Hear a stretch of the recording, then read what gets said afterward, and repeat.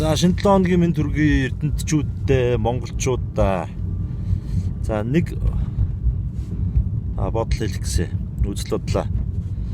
За өнөө өглөө эрдэнтийн уулзрууд дээр ерөнхийдөө тойрог замын уулзрууд дээр бүгдэн дээр нь замын цагдаа зогссон байна. За өмнө нь бол замын цагдаа тэр болгон харагдаад байгаагүй өглөөгөр. За тэгээ энэгээр юу хэлэх гээд нөхөр замын цагдаа байхгүй хөдөлгөөн бол хэвийн жолоочин зогцоод ингээ яваад болоод байсан. Төгжрэлгүй. Тэгээ өнөөдөр замын цагдаа зогссон уулзуур болгон дээр дандаа төгжрэл. Стресс.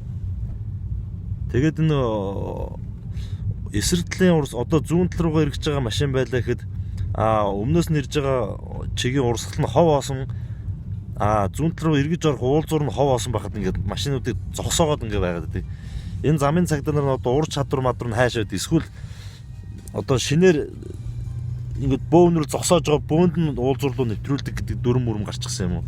Тэгээ замын цагдаа нарын ур чадвар дээр энэ боловсрол дээр нь жоохон анхаарахгүй хэрэг алга эрдэнтийн замын цагдаагийнхаа эрдэнтийн цагдаагийн газрын дарга эрдэнтийн цагдаа нараа